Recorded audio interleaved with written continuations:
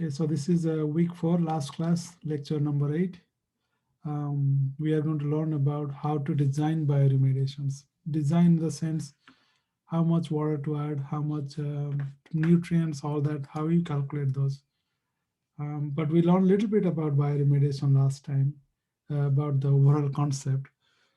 Just to reiterate, this bioremediation itself is a course offered in our department. So if you want to learn more about those, you should take that class. So this is just constrained into one lecture in this class. And but if you are using bioremediations in your project, and most students do actually, and we'll learn more specific about that through your project, and I'll help you on that. So again, bioremediation is basically empowering nature because nature not naturally use microorganisms to remove pollutants, chemicals. That's how nature does it.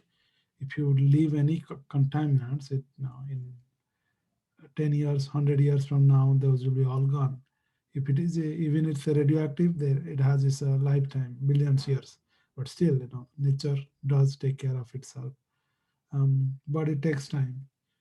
However, if you are adding so much and you are interested in to clean up within certain time, you have to accelerate that process. That means you have to empower nature by giving them more food, giving them the conditions so that soil microorganism grows in hyperdrive, and then they can remove those pollutants.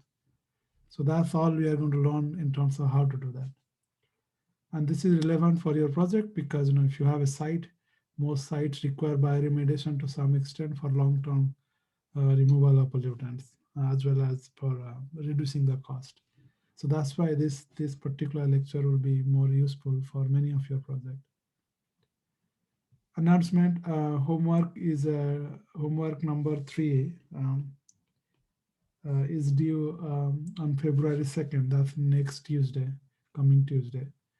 You can ask questions on CampusWare. You can also ask questions to TA. TA can, again, these questions are very similar to CEE163, at least some questions.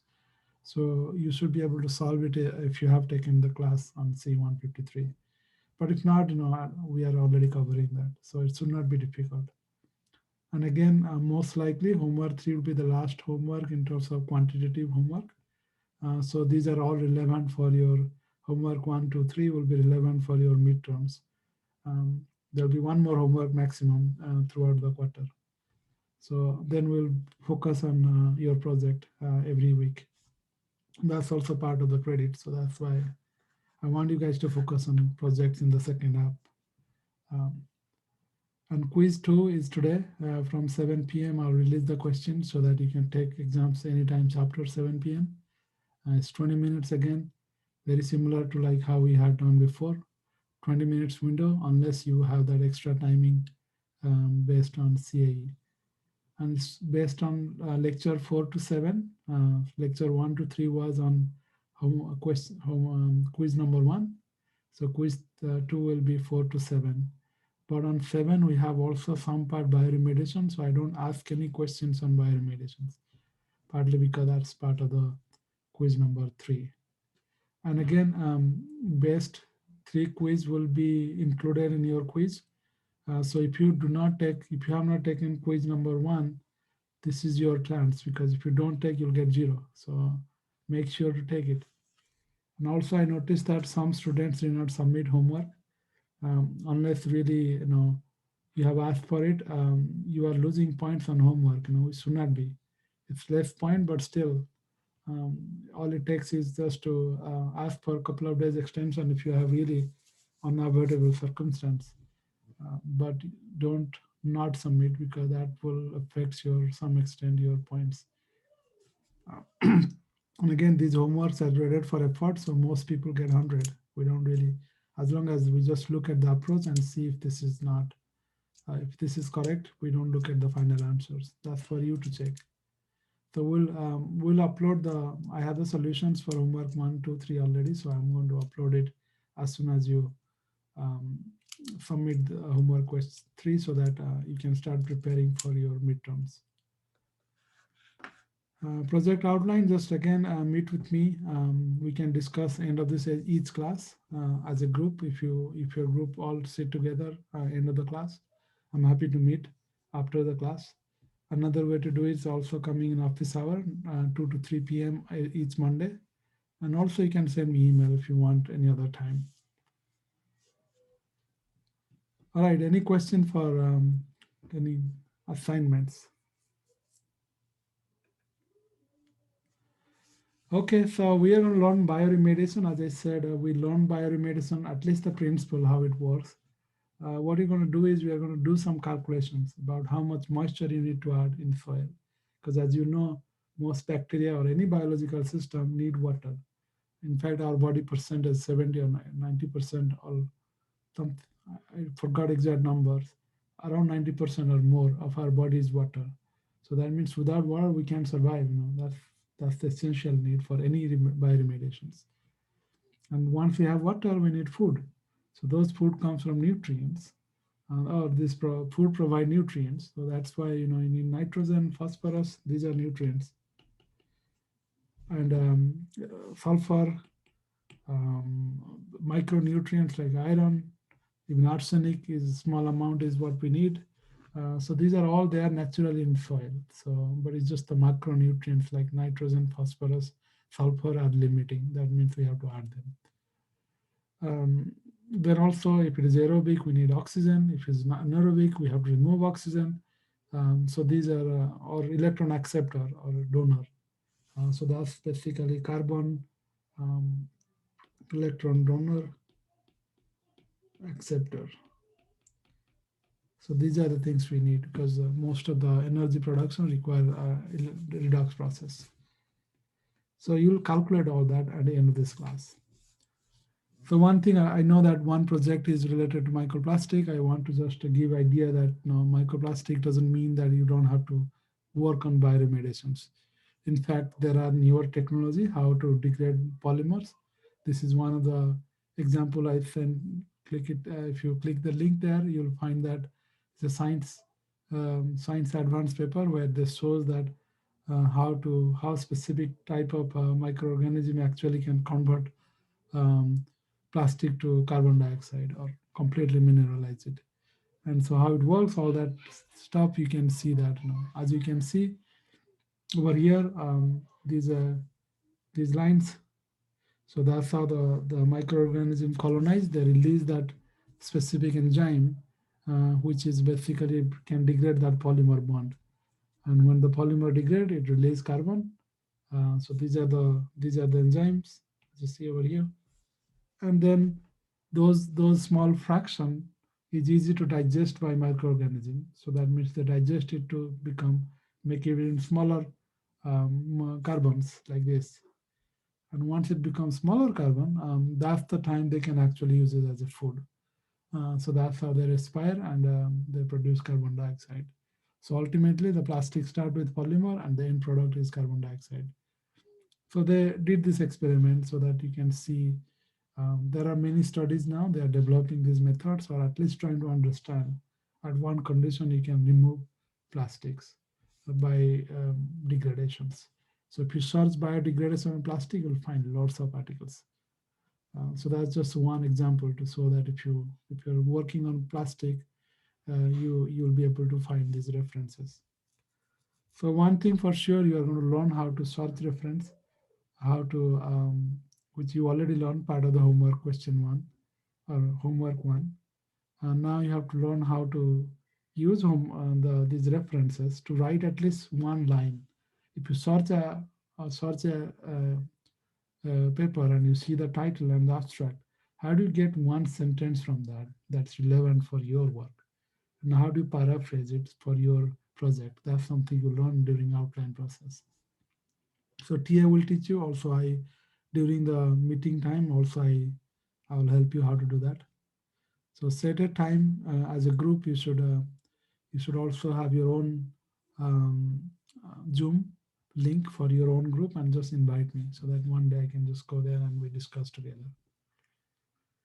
All right. So one of the things that you are going to come across during your project is that if when you pick a site, you'll see that there are many types of pollutants. And then you have to decide what kind of bioremediation strategy you should follow. Because as I said, for bioremediations, you need nutrients, but you need also electron donor acceptor. How do you choose what's the right kind of donor or acceptor? So that's what you have to add. Oxygen is just one kind, nitrate is another. For some microorganism, iron is a good one. For some other, people add sugar. Some other, you can add methanol. Not methanol. There is a um, other stuffs like um, I think vinegar is one way. So point is you got to know what's the electron donor and acceptor to add, and that depends on what type of pollutant you have. So here I show you that you have um, this group of pollutants. This is the kind of group of pollutant mostly expected in any site. Either it's oil. Oil is BTEX, so that's basically gasoline oil. Polyaromatic hydrocarbon, that's where you get it when you have anywhere you are burning stuff like think of wildfire or think of biomass combustion. Any process that combusts, you produce this polyaromatic hydrocarbon, specifically ring. So these two, as you see, the at the end process is carbon dioxide. So you are starting with carbon and you are coming up with carbon dioxide. Uh, So that means you know that there has to be some oxygen somewhere. So that's why you have to, this process is aerobic process. So that means you have to carry out this process in presence of oxygen, and also your design has to have oxygen as part of the reactions. But when you think of halogenated aliphatic compounds, like halogenate means carbon with chlorine, carbon with bromine, carbon with fluorine. So these bonds, iodine. So these are halogen. That's the at the towards the right side of the periodic table. So as you see, the chlorine is already you cannot. It has 7 electrons at the outer cell. So the stable state is receiving 1 electron. So that's why it has to, and it's also more electronegative than oxygen. If you see, chlorine is at the right side of oxygen. So that means oxygen cannot oxidize chlorine. It has to, in fact, it has to give electrons to chlorine for them to be chloride gas or chlorine gas. So that's why this process has to be degraded in anaerobic process. So that means if your site has this pollutant, you have to design anaerobic bioreactors, or you have to design microorganisms that survive in anaerobic conditions. That means then you have to start thinking, how can I create anaerobic condition at the site? So those are the two other processes. And then you have also metals. A lot of the metals, as I said, bacteria metals cannot be degraded. The organic contaminants can be transformed to carbon dioxide. Metal is metal. It can change the speciations. Like instead of copper, it can be copper oxide, but it's still copper, right? So what you do is using bioremediation to alter the condition so that it become precipitate. When it becomes precipitate, it stays with soil. It doesn't go with the groundwater. So most of this treatment over here is all about fixation or precipitating them by changing pH or or sometimes. So one is the precipitation. That's one easiest way. Another time it could be also bioadsorption. So because metals can bind with phosphate, and most of the microorganism has the outer layer as phosphate, phospholipid. So that means they can also bind on the cell wall. So that's why a lot of times if you want to remove heavy metals, you grow microorganism and they will basically bind the metals. But again, those are not necessarily long-term strategy, because obviously once the bacteria die, they'll also release that. So it's just temporary solutions. So any question from here?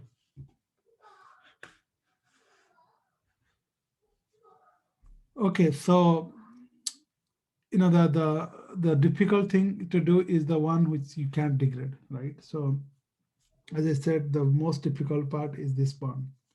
These are easier. These are easy to degrade because it's just a carbon bond, so it's easy to break. It's the carbon fluorine carbon chlorine bond. They are very stable.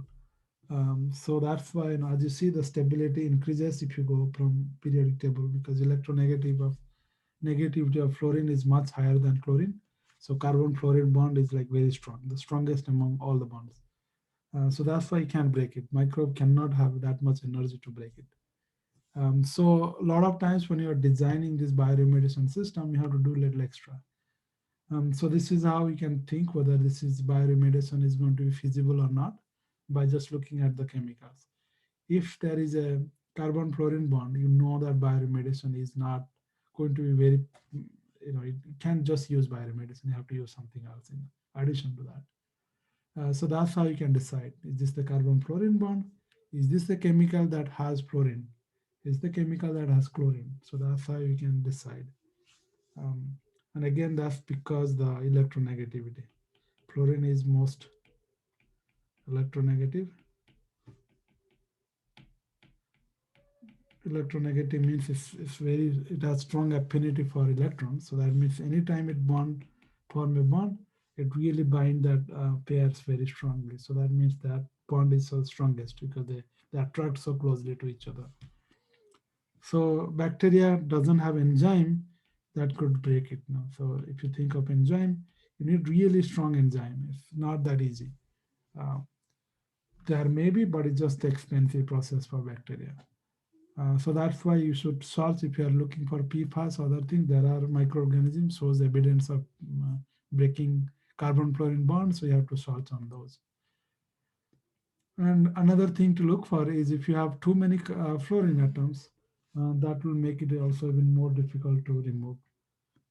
Another thing to look for is whether it's a branch or versus linear. If it is branch, bacteria can or the enzyme cannot latch onto that bond because that cannot access it. So branch one is very difficult to degrade by enzyme attack. So for instance, if you think of, let's say I'm just making this is carbon and then let's say it has fluorine.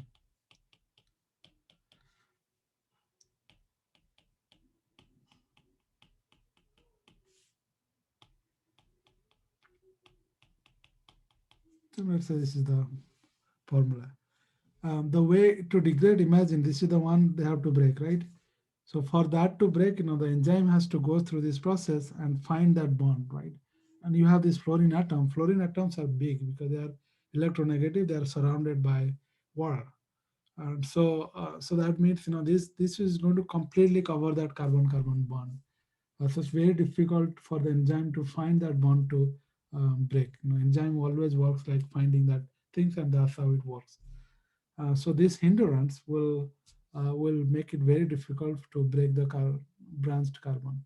So that's why anytime you have branched organic pollutants at your site, you know that bioremediation will not be very effective, at least for this kind of.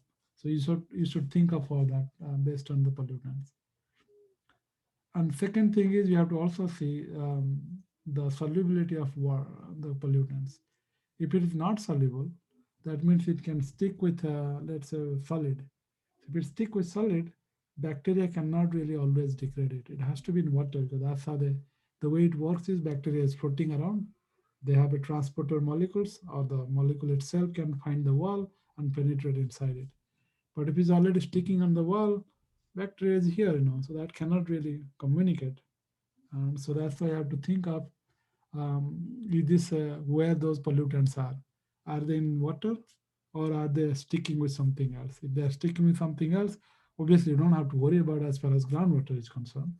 But if you want to degrade it, then you have to think of some way to mobilize them first or release them first.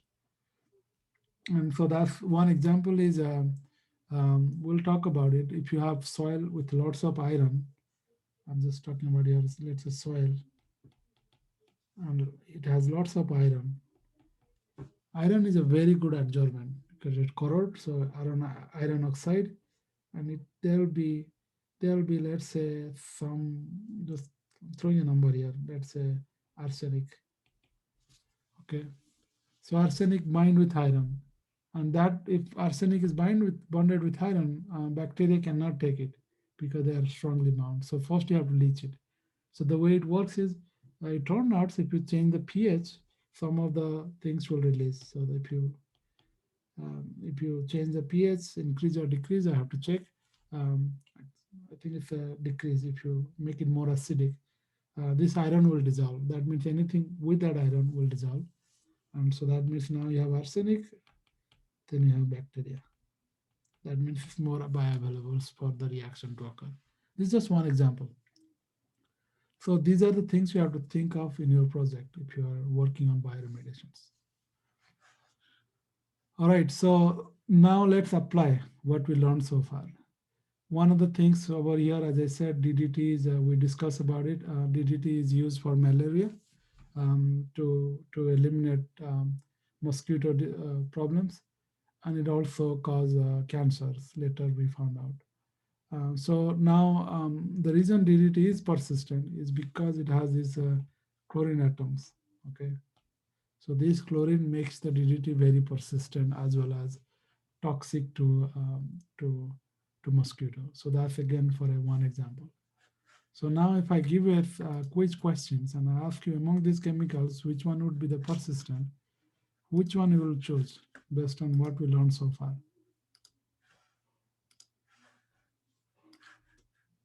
So look at the names. How the very first one is VC, then DCE, TCE, all that.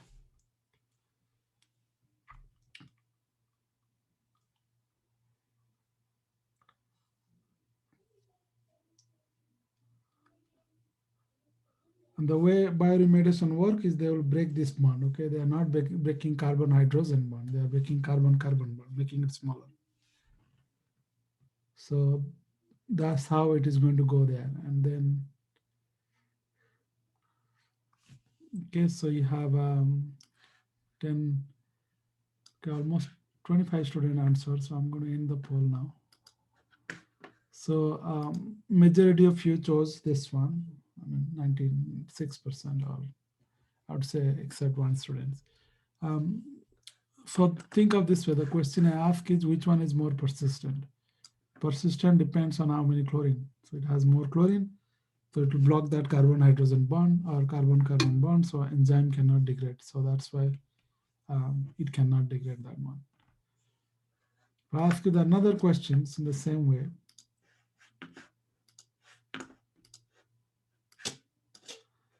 Among these chemicals, which one would be more persistent? Now, if you see, it has a 2 carbon. As you see, it has 2 hydrogen, 1 hydrogen, 1 chlorine. There is nothing here, so that's a double bond here. So this is one form, another is same thing.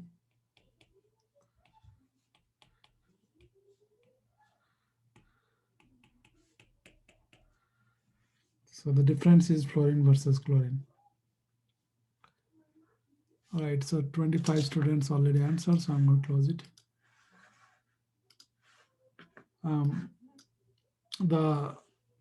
The answer is B. Again, if I see this one, it says persistence. The fluorine was more persistent than chlorine because highly electronegative. So that's the answer for this. All right, so this is how the question will be. Quiz question, the quiz number 3. So just know that these are the concept. Okay, so now that you know the overall aspect of it, the very first decision for your project is to think of whether this is aerobic or anaerobic. Aerobic degradations is always faster or much faster, more efficient than anaerobic degradations.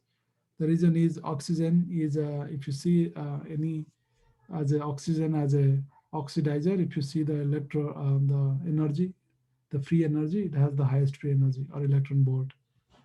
So that means it's one of the highest. So that's why every time you use oxygen in the reaction, you release a lot more energy than in any other process. In that entire redox chamber, it's very effective. So oxygen, if you think of redox later, redox, it start with oxygen, and the end it will be, I think, CO2 become methane. Okay, so redox couple. So oxygen goes to H2O, whatever the reaction or whatever the energy required. So as you see, the energy is decreases as you go from oxygen. So oxygen is most efficient, then probably nitrate, irons, then like that's how it goes. Iron, sulfur, uh, all those things will be there. So look at those redox couple. So these are the different electron acceptor or donor you have to think of when you have the reactions. And most of the time, if oxygen is not there, you have to pump air through it. So that's how it works. And so think of, if I ask this question, what are the typical final byproducts for aerobic versus anaerobic bioremediations? We already learned the byproduct for oxygen. When you have oxygen, you have carbon, it's CO2. This comes from the organic, okay, the organic molecules. I just put one carbon. But byproduct of um, anaerobic reaction is usually methane. Okay, I'm not saying that every time it has to be methane as the final product, but because there is no oxygen, carbon will react with hydrogen. That's anaerobic process, and then it will release methane gas. Just one extreme examples, but there are many products in between. So we are just looking for the end product. Um, so one of the quiz questions I put it, I should have put before. Let me, just because here this is related about what we learned so far. So let's see if you can answer this one. This is related to, the only difference here is that you have a same number of fluorine. The only one is a linear, another is branched. So which one will be difficult to degrade? This is,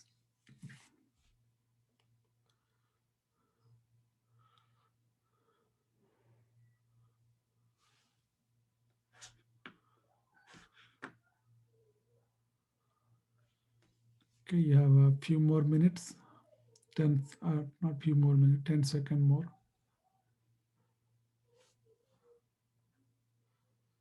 Okay, I'm going to close in 5 seconds.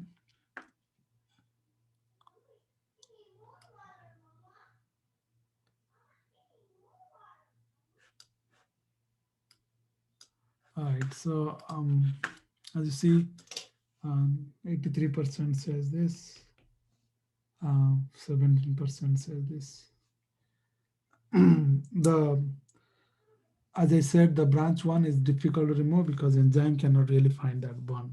So answer is B. Okay, so all right, so that's good. At least now, if you have any organic pollutant, you can at least do this exercise to see whether it's aerobic versus anaerobic, and whether it's persistent or not. Only thing you have to look for is there chlorine or fluorine or bromine, all this halogen is there or not. If there is halogen, then obviously it's going to be more difficult to degrade. Okay, so now, as I said, once you decide whether it's a oxidation or reductions, you are looking for all these um, byproducts. Okay, so carbon bond is very easy to degrade by oxidations, and carbon, I'm just going to say fluorine or chlorine, you need reductions. Okay, so that's why this has two different categories. We discuss about all that. So you have to supply different kind of for instance, here in carbon bond, you have to add oxygen. So you have to pump air. If air is not possible, you have to add nitrate. Nitrate is the second in the redox radar. Next thing is nitrate, more energetic than any other. So that means you have to dissolve nitrate in a solutions and then inject it. And so that's one example. And for carbon fluorine, you have to add electron donor. And so electron donor has usually there are different things, but mostly it's a carbon. Okay, it's a solvent like ethanol or other things that they inject. Ethanol is not always like not high concentration because alcohol is also toxic. So they mix with a different amount of stuff. This question we discussed last time, I just want to reiterate again. Groundwater is contaminated with chlorinated solvent. You are asked to inject reagent to degrade or transform contaminant, which is chlorine here, chlorinated solvent. Which type of reagent you will use? As I said, if it is chlorine, you will use electron donor or anaerobic conditions. So that means redocument. Okay. So now that you learned the principle, in next few minutes, I'm just going to discuss how we can actually deliver that in at the site. So this is just one example. For aerobic conditions, let's say what you have to do is biostimulation. Stimulation means you already have microorganism there, and you wanted to make sure those microorganisms grow so much that they can remove pollutants. As I said, for any contaminants, any biodegradation to occur, they need they need water, which they have. They need nutrients. They need oxygen or electron donor, and other food like carbon. Uh, so you just have to add those in a pipe like over here. You see. So you add those pipes there, and when you add those things, so the bacteria will grow much faster, and then they can degrade. So this is where you see oxygen is the basically you are injecting oxygen here. That's just the one way. It could be many other stuff. And then you are basically they are degrading, and that's how it works. Another process is bioventing. Bioventing is basically injecting air directly at that location. So that's what they are doing. As you see over here, they have um, a venting pump or the vacuum pump. So basically, if you vacuum it, the air will flow from the surroundings, so oxygen will permeate. And then you are also spraying here. This is only in subsurface. Okay, this is subsurface, not in groundwater. This is not groundwater. So you apply a vacuum so that air will go outside here, and oxygen will flow from the atmosphere to here. And then you are applying nutrients, which is a N phosphorus, and then all the reaction will happen here. This is the reactive zone. If you want to know more, again, these are the references I put it here. If you want to know more of this as the techniques, you should be able to check those.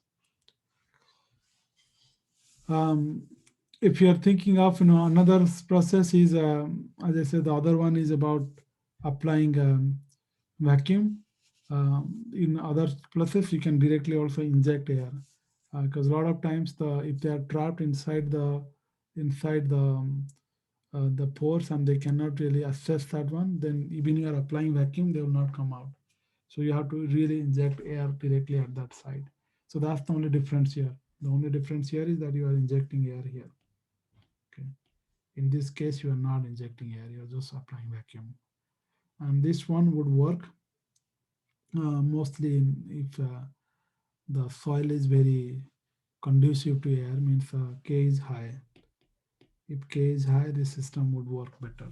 But if its K is low, you really can't have the air getting into that system. So you have to go to that particular locations and apply air at the bottom. So this is just one example. If again, there are many different ways. Essentially, you are adding injecting something at that ground. Another is biostimulation. So that's where you are basically recirculating the water, and then you are mixing with nutrients and all that, and you are basically stimulating that entire microorganism. So this is a different name, but it's just all essentially you are doing is adding one of those three products, either electrons or either giving oxygen, yeah, adding air, or adding more nutrients, or adding more food for them. So whichever way you want to do, it's just you don't have to worry about definitions at all. So now that you learn how bioremediation works, you have to also know where you can't apply bioremediations. One of the condition is if your site is so polluted that it's very toxic to any microorganism. So if your concentration is very high, normal bacteria will not be efficient. So they will be very, very slow to degrade. So in that condition, you can apply bioremediation. You have to at first lower the concentration to something that is manageable by bacteria. Because any microorganism, if anything too much is also toxic for them. So first, that's one thing. And second, there are also bioremediation process that could produce toxic byproduct. Because the what bacteria do is they degrade into something smaller. If you see one of the slides over here, vinyl chloride, when you degrade this one, usually degradation occur goes to here, then it goes here, then it goes here. And vinyl chloride is very toxic. Okay, so it's more toxic than PCE. So if you are degrading a PCE at a site and you are producing vinyl chloride, you are actually making it worse. So you have to think of what you could do so that you don't degrade this one. Obviously, the next product will be C11C um, hydrogen. Okay, there is no chlorine there, so it's no longer toxic, so that the normal microorganism can degrade and change it to carbon dioxide. So again, this is more toxic. Okay, so that's what it is we discuss about here. That when you are designing bioremediation, think of also ask what are the byproduct it forms. And another, as I said, biodegradation is a very dependent on the bacteria and microorganism, and they need a lot of different things to be right. Oxygen has to be there if it is aerobic. Proper amount of pH, or the pH should be enough within the neutral range where bacteria can survive. Some bacteria strive at the little bit acidic condition, some little bit basic, but within around that 5 to 8 range. If your pH is way beyond that one, then your reaction will be extremely slow. So that means you have to add something first to change the pH to the level where bacteria feel comfortable. And same time also temperature. If your site is in a wind, let's say cold climate, let's say Canada. If you are designing a bioremediation system in Canada versus Texas, it will be very different. Um, One of the reason, if you think of even California, dry climate, it's very difficult for the even the temperature is warm, you don't have much moisture. In that condition, you have to think of adding water. And then you have to think of permeability, because that's where you are going to deliver all the nutrients like nitrate, dissolved ions, organic carbons, all other things. And then you have to also think of what are the other co-contaminants they present at the site. Because even you are removing one thing, it may have other pollutants that could degrade that could inhibit the degradations. And biodegradations you require to monitor, because things can go wrong, or bacteria simply don't start degrading them. So you have to intervene in between. So that's why you have to think of all that. Overall, biodegradation require nature process to degrade it. So that means it takes a little bit longer than the chemical or advanced oxidation process. So if time is a constant, let's say your client give you only, let's say, 3 years to 5 years, you have to assess whether that's sufficient enough for biodegradations. Normally, what people do is they do something else first to remove most of it, and then they use bioremediation to continue to degrade it. So let's take a break for 10 minutes. After we come back, we'll do design calculations. Design calculation means you have to think of how much water, how much nutrients, how much all that. But I'll just give you a concept why we need that one. If you think of this before going to break, Think of our cell or human body or anything, mostly 70% water for a cell. That's what written here. Okay. So that means you need water. For number one is you have to adjust the moisture, sufficient amount of moisture in the soil.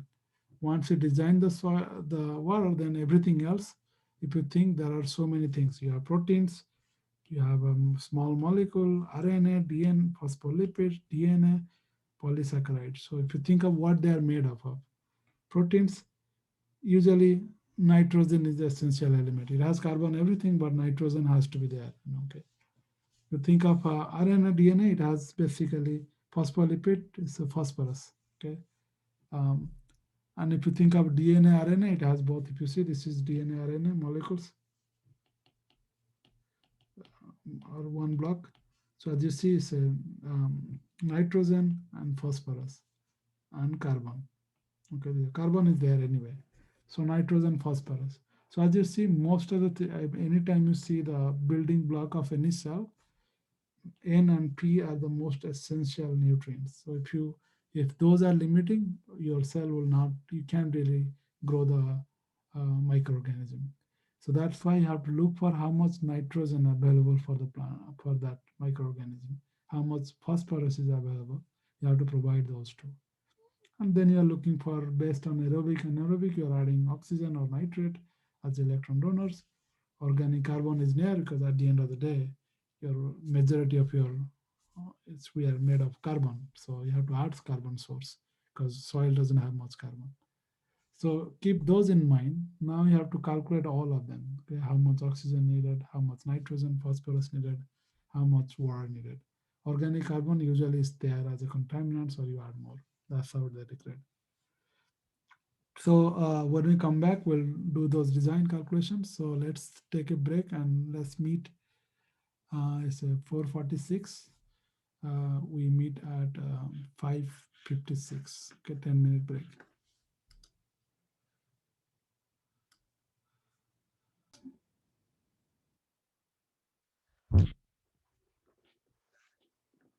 Right. So we before the break we discussed about solving the problem. So these are the design checklist for your bioremediation project.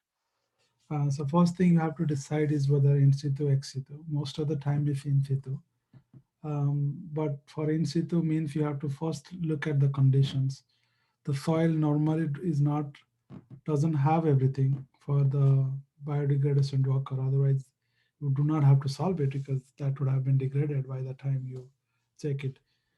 So a couple of things you have to think is first what kind of pollutants. Once you know the pollutants, you'll quickly decide whether it's aerobic or anaerobic. Usually anything which is not halogenated, you go for aerobic conditions. And for aerobic, that means you need to have oxygens. You have to think of whether you have sufficient oxygen there or not. Then how much oxygen you need to inject or how much time you have to wait it. Um, no matter what, whether aerobic or anaerobic, you have to apply nutrients.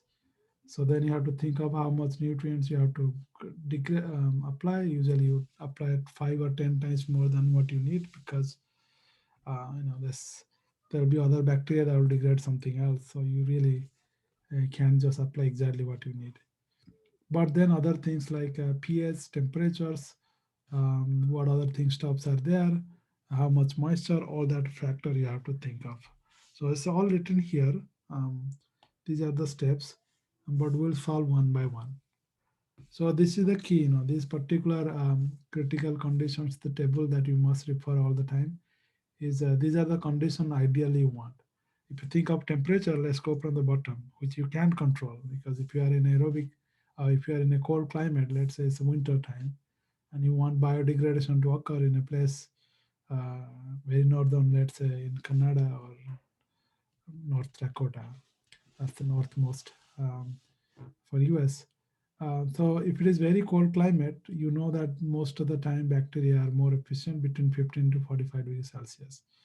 So how do you degrade at 15 at zero or below zero? Because most of the time it's below zero that locations in winter. So you have to think of medium how to heat the soil. Usually the temperature is not that cold at the bottom because it's always frozen on the surface. But as you go down, it's not that frozen. So that means the temperature is much higher than what you experience at the surface, but still you have to measure it. And there are indirectly you can heat it up.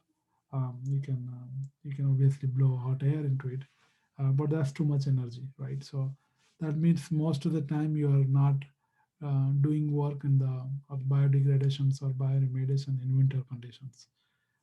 So that's the time you just have to wait. And pH is 5 to 8. So if the pH is not, you can always inject. If you want to increase pH, then you sodium bicarbonate, though it's basically the um, the baking soda that you use at home that can increase the pH. Okay, so that's pH around 9. So that's one way to increase the pH of a soil if it is acidic. And most of the time, soil pH is not acidic. It's around 6 to 8 most of the locations. But if it's let's say your pH is very high for some reason, then you have to lower the pH. You have to add organic. A lot of times, adding organic or compost will lower the pH. So you have to think of all other aspect of it. Nutrients, you can deliver nutrients directly by applying fertilizers, or if it is a subsurface. If it is not, then you are applying the solutions with nitrogen and phosphorus. One of the reason people apply is ammonium phosphate. Phosphate is 3, so ammonium is 1 charge, so that will be ammonium phosphate. So they get nitrogen and phosphorus all together in the same place.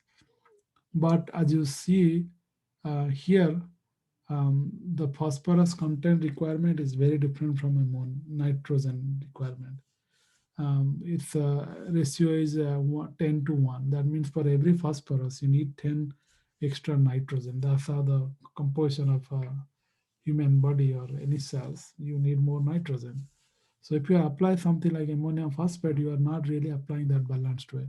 So most of the time, you actually apply more different types of molecule for nitrogen and phosphorus. And then aerobic versus anaerobic, you just give some number. And at the end, soil moisture that's required for the subsurface, it has to be not too dry or not too wet. If it's too wet, oxygen cannot penetrate because it's just summer, that means it will be anaerobic conditions. If it is too dry, obviously the bacteria cannot survive. So the range is between 25 to 85% of water holding capacity. So if you didn't hear about this term water holding capacity, specifically if you take a soil and completely saturate it, and then you, let's say you put a beaker and put the soil and saturate it, and then make a small hole at the bottom, and so that water can drain out because of gravity. So because of gravity, all the large pores will drain out. So whatever remaining is the water holding capacity. That means that's the capacity by, it's like every time there is a rainfall happens, how much water hold after the rainfall. Because you can feel it, but most of the large pore will drain out very quickly. So that water is not available. So that's why water holding capacity is a term used to see whether plants, how much water can be available when you are not applying any, you are not irrigating. So that's basically depends on the pore size. Smaller pore retain more water. But again, if it is not too much water, you are going to irrigate them. So, so these are the three questions that you will solve in the homework. Same thing also in this class now. I will solve one each of them. So first of think of moisture, where the moisture are. You already solved it in the in CEE163, also some example question or homework question, but we'll just reiterate. So if you think of moisture, moisture is present in a soil block. Okay, so I'm just going to make a block. Okay, so think of this block. So if you take a soil block, moistures are not present where soils are. So mostly moisture are present in the in between the particles. So that's we call pore space. Pore space and we measure that by porosity. Okay, so this is porosity. Porosity means volume of pore divided by total volume of soil block. Is porosity. So that means if you want to add water, you can add water more than the volume of pore space it is available. So that's why you have to think of in that context. And as I said, it says 25 to 85% of water holding capacity. In this case, let's assume water holding capacity is 100%, means entire porosity. So that means you got to go for that range. So you can assume, let's say, average of those will be what, 25 to 85. So roughly, let's say 55%. We'll target that, not too much, not too less, targeted amount.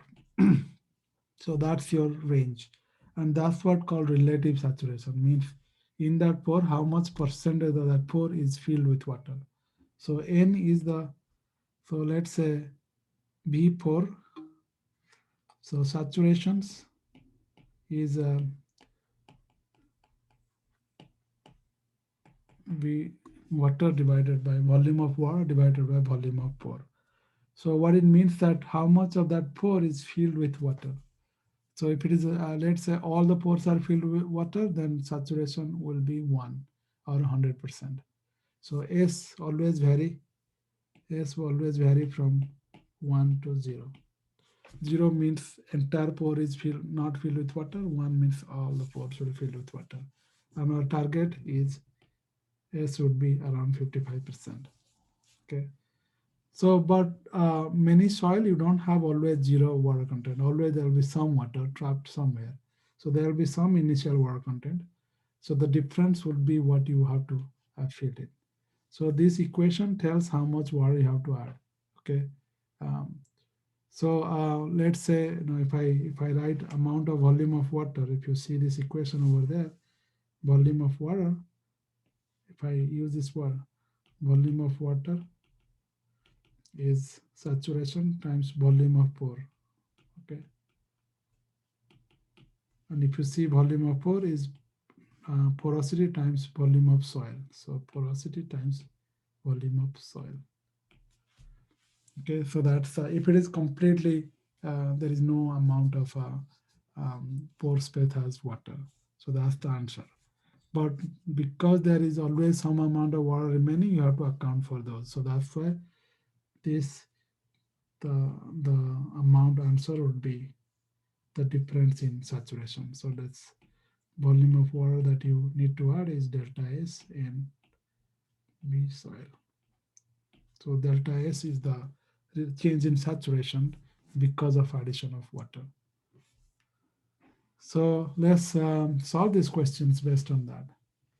So the question was quantify the moisture content requirement ex situ treatments of contaminated soil. So that's why this is called ex situ, because there are soil right piled over there and you are adding on top of that. An underground storage tank remove project resulted in a 375 cubic yard of soil. So the volume is given. This is volume of soil, 375 cubic yard, impacted by gasoline that has to be treated before disposal. Bioremediation using static stockpile has been selected as the treatment method.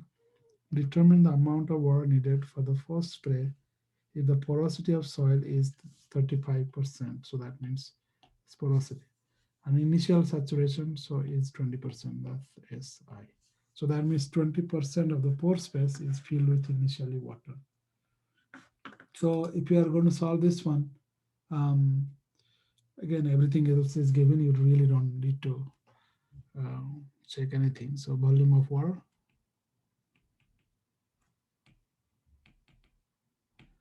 Volume of soil is 375 cubic yard. Time porosity is 0.35. And let's say what's the final. That's something you can assume. As I said in the previous equation, it says something between 25 to 85%. That's average is 50. Let's assume that SF is 55%. Okay, so that means this will be 0.55 minus 0. Initially is 20%, 0.2. So the answer will be in cubic yard. Okay, so that's why if I see the equation, let's say multiply 375 times 3.5 times 0.35, so that's 45.9 cubic yard. And you can always convert 1 cubic yard to cubic feet. So let's say cubic yard to cubic feet, that's 27. So 1 cubic yard equal to 27 cubic feet. So that will be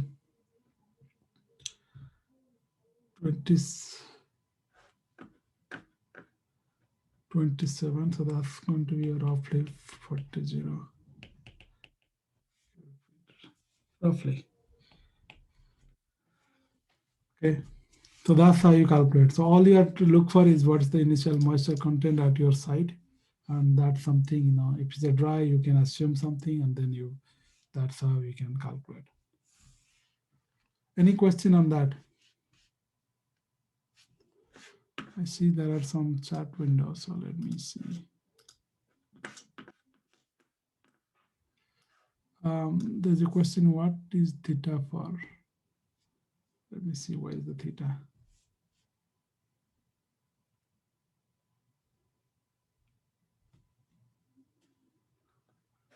Okay, I see. Okay, so the difference between saturation and volumetric moisture content is, so this unit is different. So you're not writing here, but that's basically water weight divided by soil weight,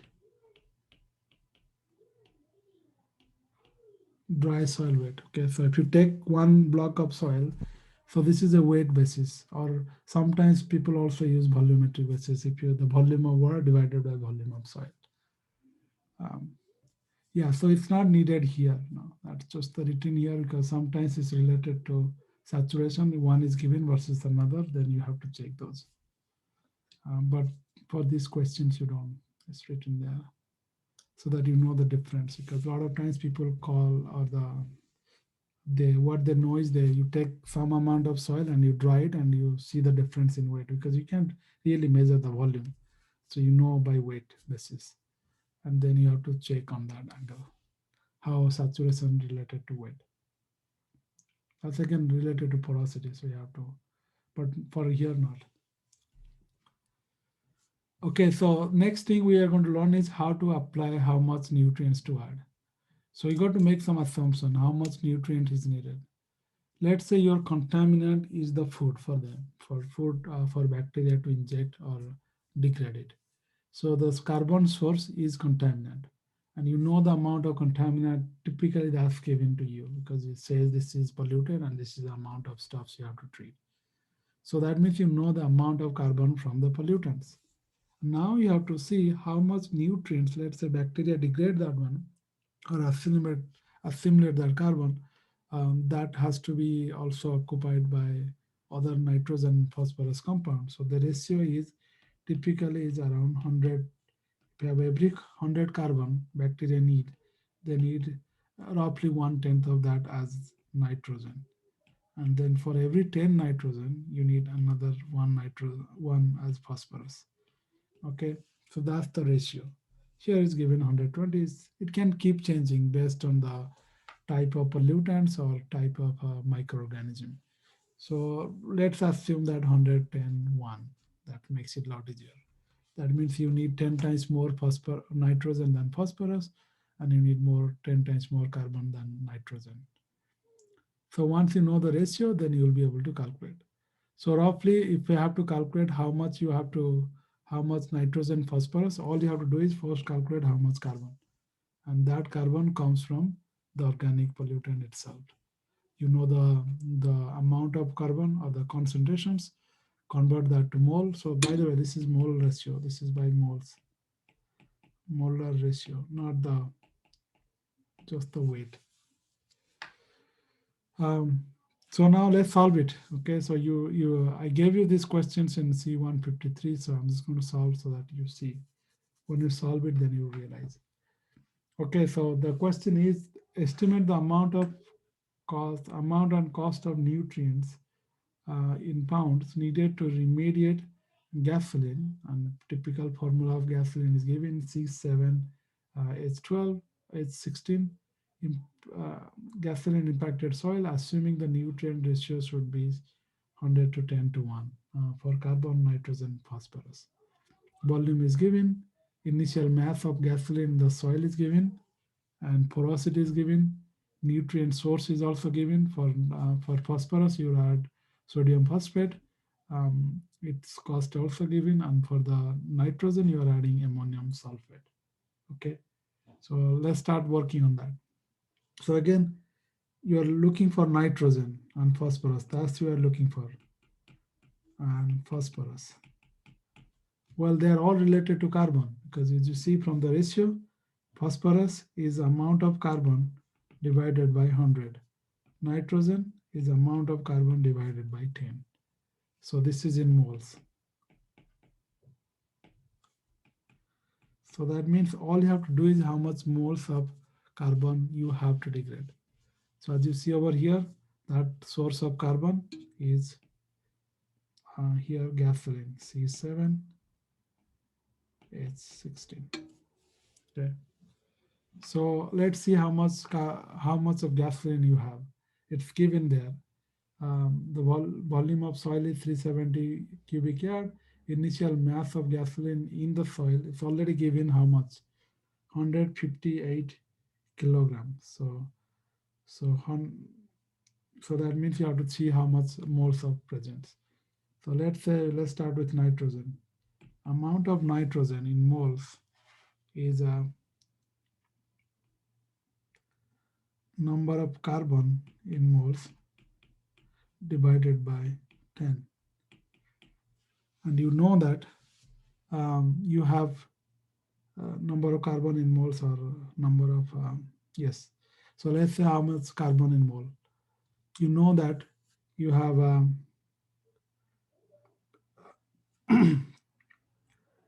let's look for this one. So let's say the compound is C7. So C7 16 is 158 kilogram. So that means you have to first see how many moles of these compounds is there in 158 kilograms. So if you see molecular weight of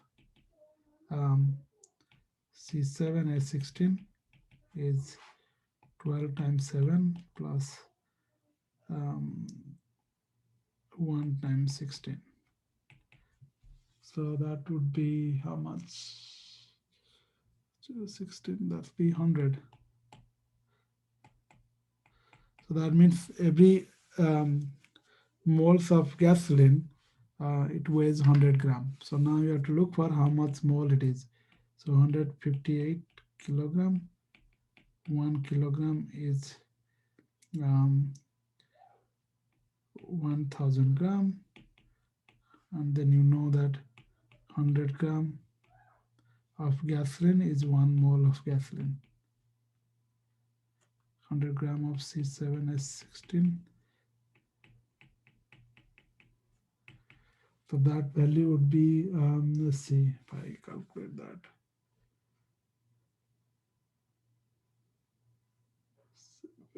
And then you are also looking for how many carbon. Then you can go one more step. 1 mole of C7H16 would be 7 mole of carbon. Okay. So if you do all that, you should get, let me see. 11060. Okay, so that means this much moles of carbon present in soil. So if I ask how much moles of hydrogen or nitrogen you need, would be 1106 divided by 10. So that will be 1106 moles. If you think of how much phosphorus needed, that will be 1060 divided by 100, because every one phosphorus you have 100 carbon. So that will be 110.6 moles. Okay. So now you know the amount needed, but that's the estimate the amount of nutrients. But what you have to do next is the cost. Well, cost is given as in terms of pound, so that means you have to think of how much this mole will be in terms of pound before you make the cost. So to do that one, you have to think of this is nitrogen, right? So this is 1106 moles of nitrogen, not ammonium sulfate. So if you think of ammonium sulfate,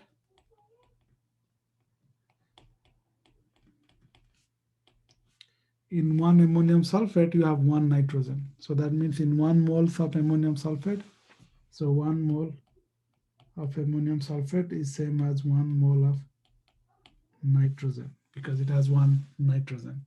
So now you have to change it to weight, how much mass of that substance, so that you could be converted to that. So that will be, so 1 mole of nitrogen is same as 1 mole of NH4. It's going to enlarge it, ammonium sulfate, and 1 mole of ammonium sulfate is what's the molecular weight. So let's see what's the molecular weight of ammonium sulfate. Let me search. Ammonium sulfate, one is, let's calculate that. Ammonium sulfate is, nitrogen is 14 times 2, hydrogen is 4 times 2, because you are multiplying 2, plus sulfur is 16, I think, or sulfur is, let's see, 16 or 32. Let me see, sulfur.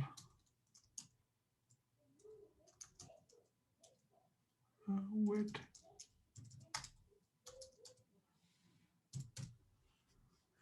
Sulfur is 32, so that's 32. Plus oxygen is 16 times 4. So ammonium sulfate molecular weight, ammonium sulfate molecular weight or molar mass. If you solve that one, it's also give 132 gram per mole. So that will be here 132 gram of ammonium sulfate, and you know that 1 gram, or if you have to change to mole, to pounds, you know that 1 pound is how much gram. Let's see, 1 pound 2 grams is 453. So that means I can write here 453.6 gram is same as 1 pound. And then everything is now cancelled, gram cancel, all in pounds. And you know that 1 pound of that substance is same as $0.3. So $3. So this is $3.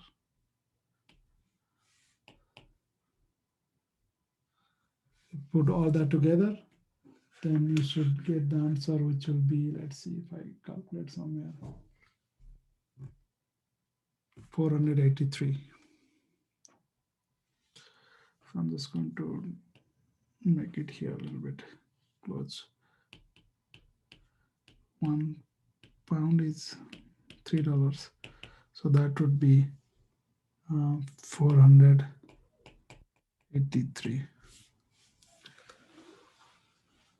So that's how you can calculate um, for the nitrogen cost. For the phosphate, you do the exact same thing. So it will be 1106 moles.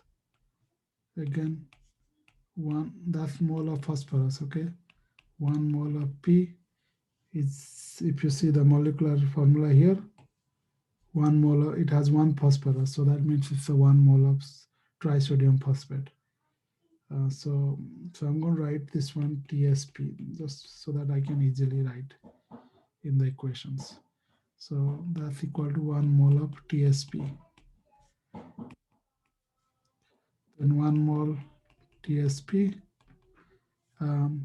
was the molecular weight of the weight of this one. So sodium is, if you look at this, sodium is 3523, 23 point times 3. Phosphorus is let's see, phosphorus is around 31, and then oxygen is not oxygen is 16 times 4, so 16 times 4 plus 12 was 12 times S2O is 2, 1 hydrogen is 1, so that 2 times 1 plus oxygen is 16. So if you add up all them together, so let me write this one, 23 times 3, 23 times 3 plus 31 plus 16 times 4 plus 12 times, so that's water is 18. So 380.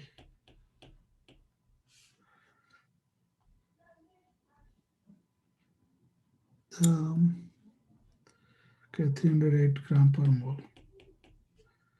So that's per TSP, okay, trisodium phosphate. So that means you can put this one 380,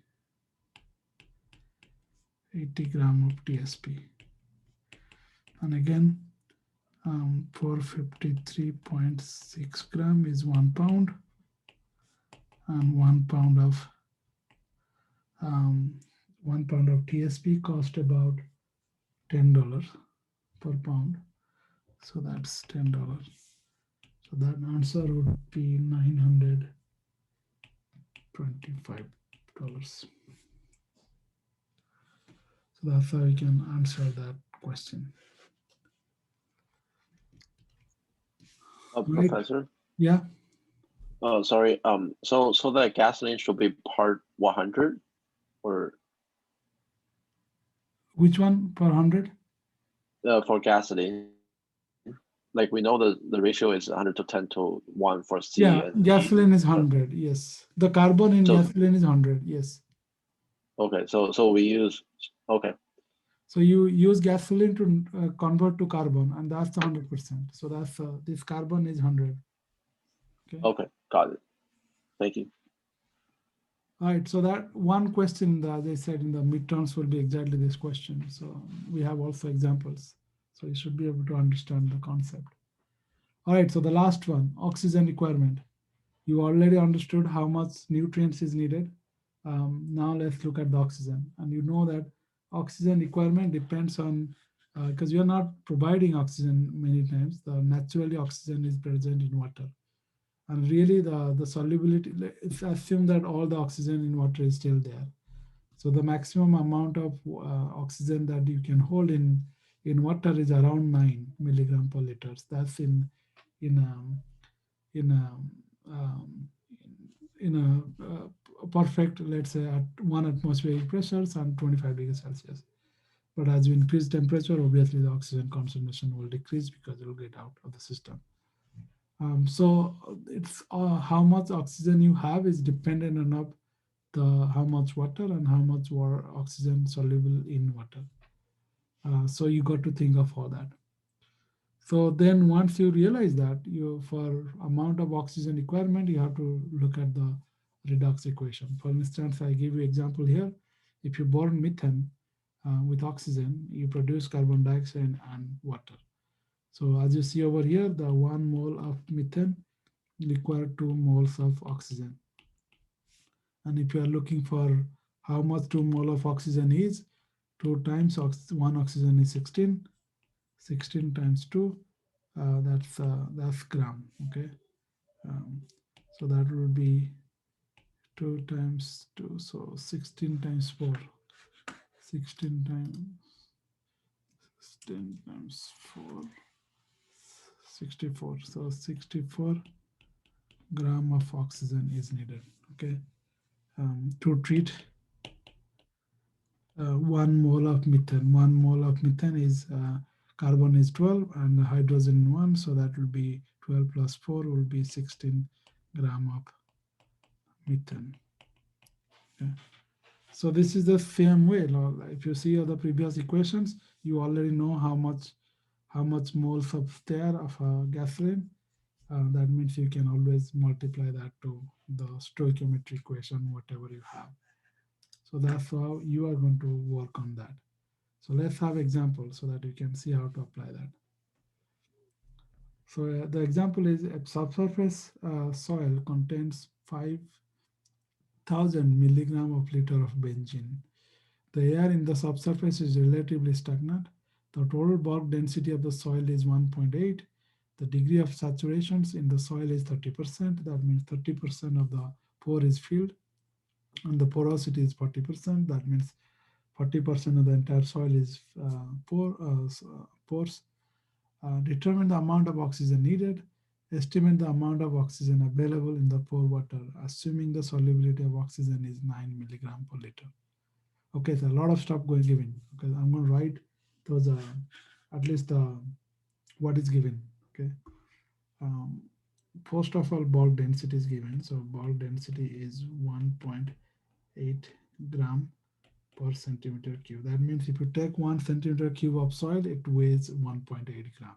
So that means how much soil is there. Okay, the amount of oxygen available in portion determine the amount of oxygen needed. So you needed for a certain volume of soil. So you let's assume the volume of soil is volume of soil to be treated.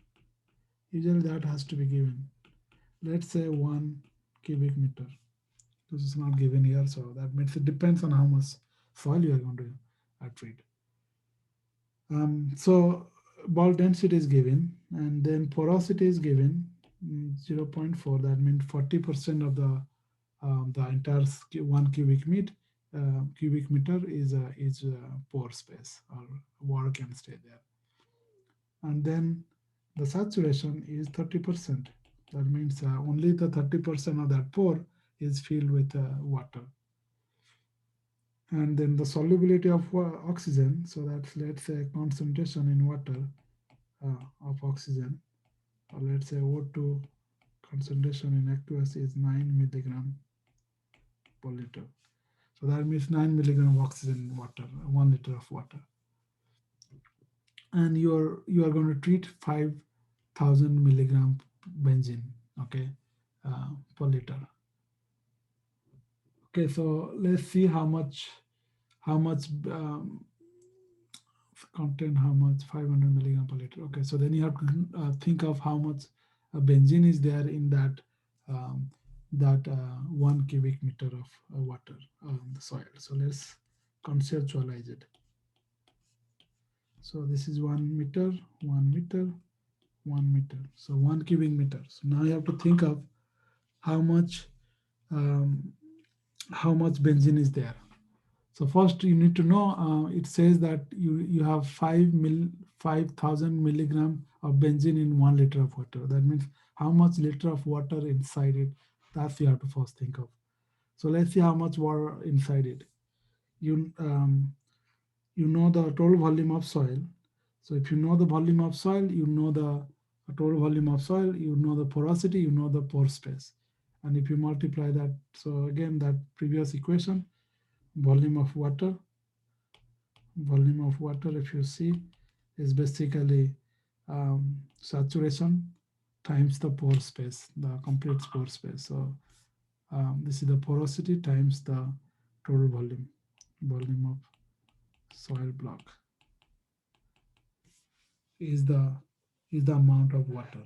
Okay, so that means if you look for that one, if saturation is 0.3 times 0.4 times volume of that entire soil block is 1 cubic meter.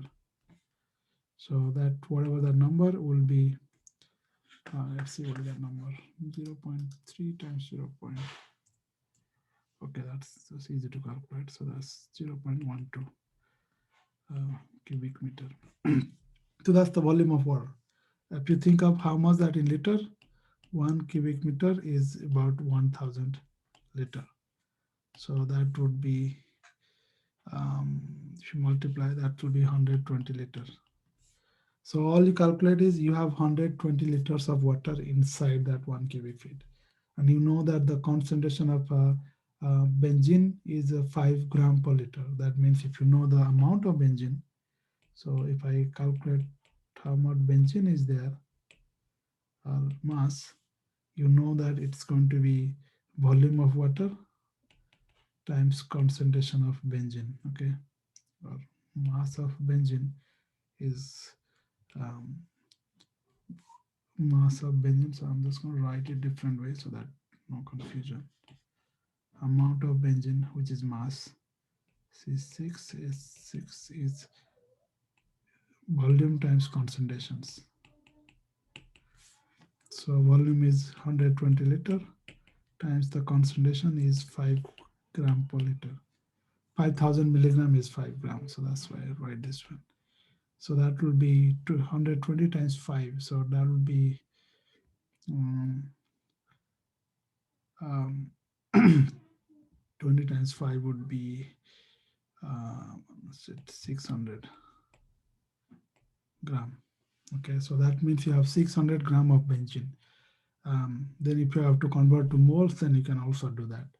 So let's see, convert to moles. C6H12, H6 molecular weight will be 6 times 12. 1 carbon is 12 and 6 times 1 hydrogen is 1. So 72 plus 6 is 78 gram per mole.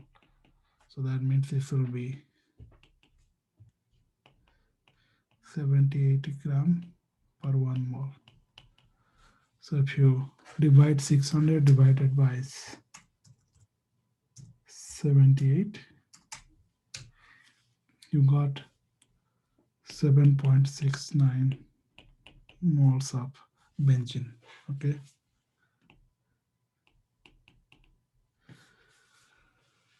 So that means this much benzene is you need to remove.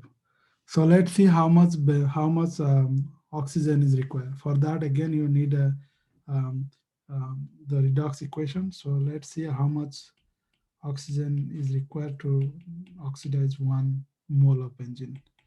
So if you solve this one, you know that this is going to be CO2, then it would be H2O. If you do the redox equation be like before, you let's solve it directly. You have 6 carbon, and then you have a 6 carbon, so that will solve the carbon. Then you have 6 hydrogen, so you can multiply 3 here. That will solve for the hydrogen. Now you have on the right side, you have 6 to 12 plus 3, so 15 oxygen. So to do that one, you have to do 15 by 2 here. So that means 7.5 mole. So for each 1 mole of this one, you need 7.5 mole of oxygen. Okay, so that's how the formula is. So that means how many moles of oxygen required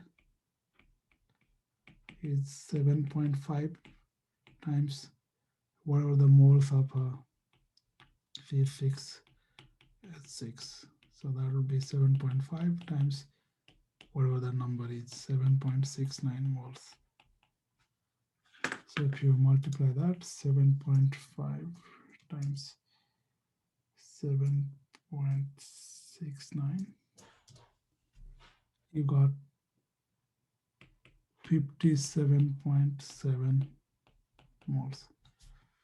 And if you're looking for how much in terms of weight that one is, that will be 1 mole of oxygen is like 1 mole is a oxygen, not oxygen mole atom. It's oxygen. One oxygen is O2, so that will be 32 gram per mole, right? So that will be 1 mole is 32 gram. So 57. So this times 32 would be 1845.6 gram. Okay. So that's the um, amount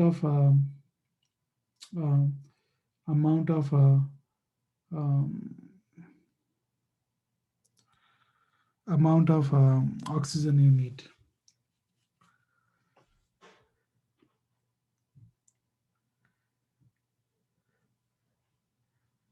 All right, so that's the amount of oxygen you need to treat the contaminant um, in the um, in the water. Okay, not in the soil, because soil has different things. So let's look for this.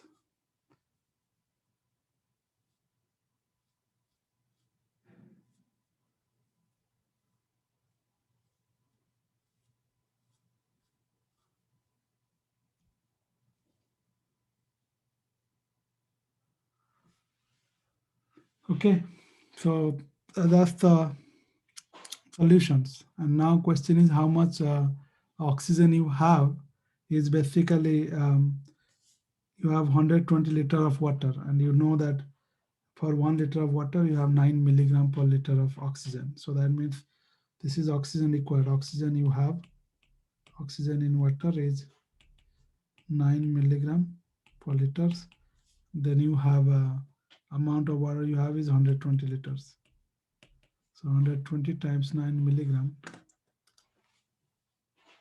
and then 1000 milligram is equal to 1 gram.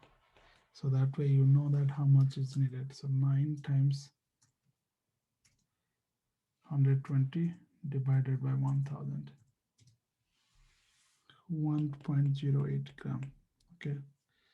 So this is, if you see, this is the amount you have, and the amount you need is way, way higher. You need 18,000 or 1845 gram, and you have only 1 gram of oxygen. That means you can see that this is not sustainable unless you continuously supply oxygen by aerations.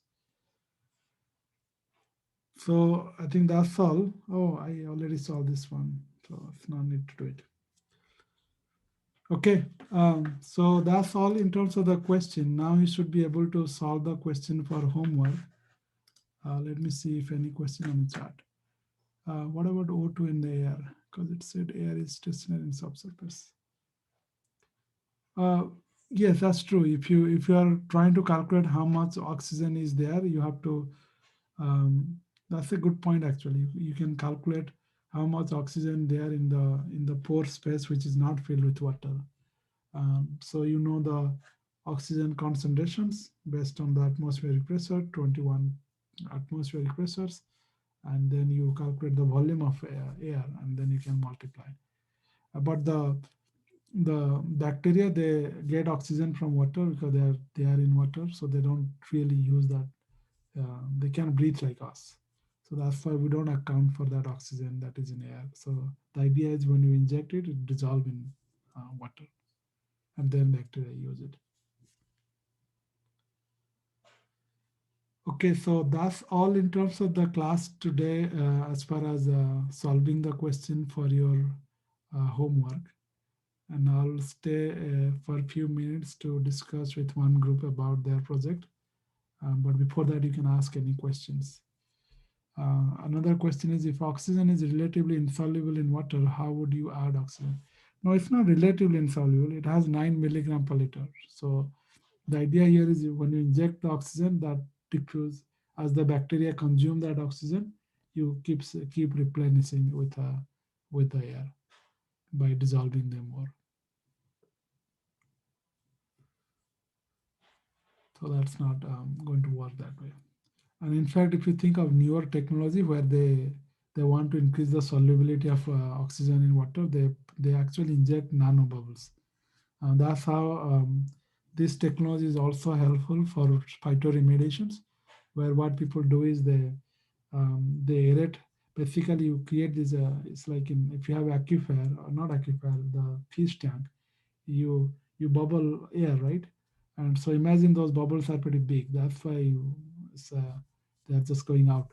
But if you are creating the very fine bubble like nanometers, like 100 nanometers or 200 or 50 nanometers, so that nanometers, that's basically full of oxygen. So that means now the oxygen concentration in water will be much higher because it's not really in water, it's just basically bubble, 100% saturation. So they are injecting oxygen using nanobubbles, like the bubble water, and they are pretty stable. They stay in water for a long time. So that means now they can deliver much higher amount of oxygen to the locations directly through water. And so they basically aerate the bubble in the water. They create this pump. That pump basically pass through the very fine nanometer size pores, and that's the newer technology that people do to increase the um, productivity for plants or garden, because now your roots can have a lot more oxygen than they can otherwise.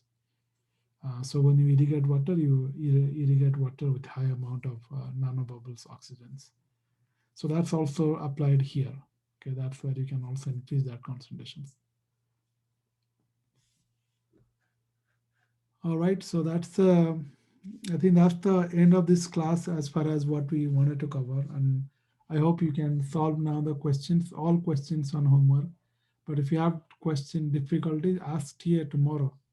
He comes and he doesn't really cover anything homework because you know you if you ask, he's not going to cover anything else. He can help you on the homework. Otherwise, next class we'll learn about phytoremediations and some case studies, and we'll discuss also project outline. Because by next class, next Tuesday, you have at least tried something. If you have not tried, we'll discuss that in the class so that you know how to do it. I will solve one example question, one outline in the class directly, so that everybody can learn. All right, so I'm going to stop sharing and and stop recording.